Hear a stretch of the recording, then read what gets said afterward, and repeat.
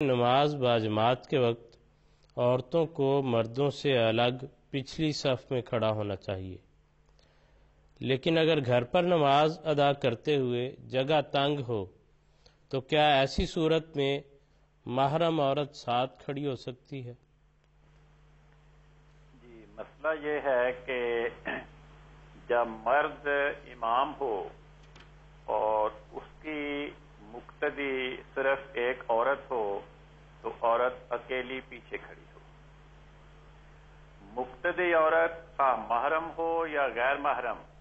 حضرت صلی اللہ علیہ وسلم اسے پچھلی صف میں کھڑی کر کے نماز پڑھا کرتے تھے۔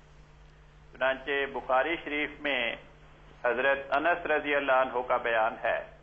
کہ ایک مرتبہ رسول پاک صلی اللہ علیہ وسلم ہمارے گھر تشریف لائے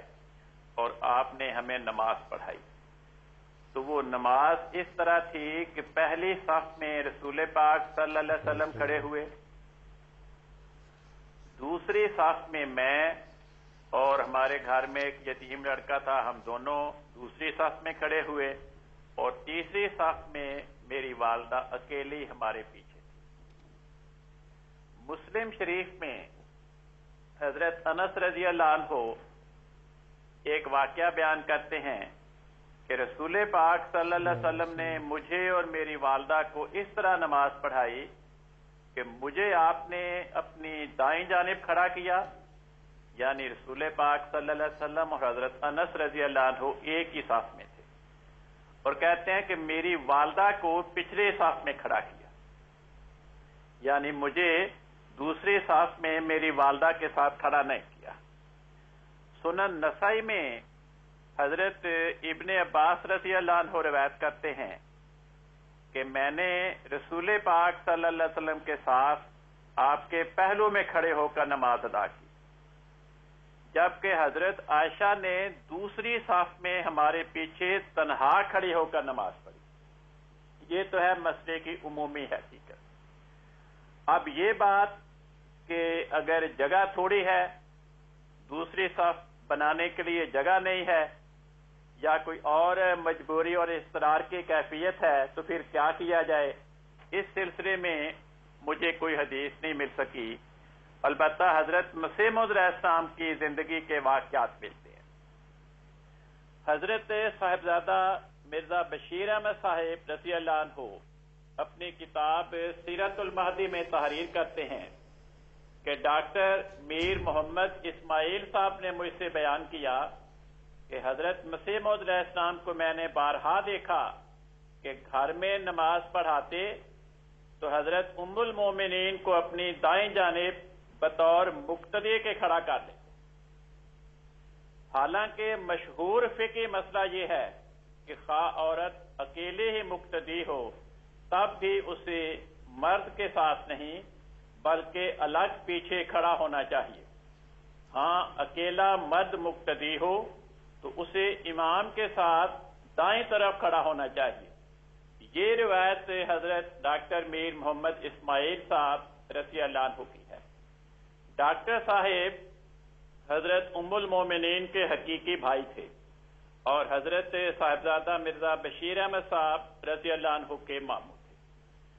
حضرت صاحبزادہ مرزا بشیر احمد صاحب رضی اللہ عنہ اس روایت کو درج کر کے آگے لکھتے ہیں، میں نے حضرت ام المومنین سے پوچھا تو انہوں نے بھی اس بات کی تصدیق کی، مگر ساتھ ہی یہ بھی کہا کہ حضرت صاحب نے مجھ سے یہ بھی فرمایا تھا کہ مجھے بعض اوقات کھڑے ہو کر چکر آ جایا کرتا ہے، اس لیے تم میرے پاس کھڑے ہو کر نماز پڑھ لیا کرو۔ تو یہ ایک اضطرار کی کیفیت ہے۔ بات یہ ہے کہ حضرت مسیح موعود علیہ السلام کو بڑا لمبا عرصہ ذیابیطس کی بیماری رہی، اس کے نتیجے میں آپ کا بلڈ پریشر وہ بہت نیچے گر جاتا تھا، جس کے نتیجے میں آپ کو چکر آتے تھے۔ تو جس دن آپ کی طبیعت خراب ہوتی تھی اسی دن آپ مسجد میں نماز کے لیے تشریف نہیں لے جاتے تھے۔ تو نماز باجماعت کی ادائیگی کا شوق ایسا تھا کہ آپ گھر میں پھر حضرت ام المومنین رضی اللہ عنہ کو ساتھ کھڑا کر کے جماعت کے ساتھ نماز پڑھ لیتے تھے۔ اور ان کو ساتھ اس لیے کھڑا کرتے تھے کہ اگر لو بلڈ پریشر کی شدت کے نتیجے میں مجھے چکر آ کر میں گرنے لگوں تو خیال رکھنا مجھے پکڑ لینا، گرنے سے بچا لینا، کیونکہ جس انسان کو لو بلڈ پریشر کی تکلیف ہوتی ہے اس کے نتیجے میں اس کے خون کی گردش کی رفتار وہ بہت سست اور مدھم پڑ جاتی، اوپر کی جانب جسم کے اوپر کے حصے کی طرف خون کی جو بہم رسائی ہے وہ کم ہو جاتی ہے، خون کی سپلائی کم ہو جاتی ہے، اس کے نتیجے میں قدرتی علاج ہے کہ چکر آتا ہے اور انسان نیچے گر جاتا ہے تاکہ سر کا لیول جو ہے وہ باقی جسم کے برابر رہے اور سر کی طرف خون کا دوران چل پڑے۔ تو اس چونکہ خطرہ ہوتا تھا کہ کہیں چکر آ کر میں نیچے نہ گر پڑوں، چوٹ نہ لگ جائے، اس خطرے کے پیش نظر عام مسئلے سے ہٹ کر یعنی اضطرار کی حالت میں آپ حضرت ام المومنین کو ساتھ کھڑا کر لیتے تھے اور یہ ہدایت ہوتی تھی کہ خیال رکھنا کہیں مجھے چکر نہ آ جائے، میں نیچے نہ گر پڑوں۔ تو اس واقعہ سے یہ مسئلہ مستنبط ہوتا ہے کہ اگر کوئی ایسی حقیقی اضطرار کی کیفیت ہے تو پھر انسان خود جیسے حدیث میں آتا ہے استفتِ قلبہ کا، اس قسم کے حالات میں اپنے دل سے فتویٰ پوچھو، انسان خلوص نیت کے ساتھ اس بات کا فیصلہ کرے کہ کیا واقعی ایسی اضطرار کی کیفیت ہے، ایسی مجبوری ہے، تو پھر مجبوری کی حالت میں محرم عورت محرم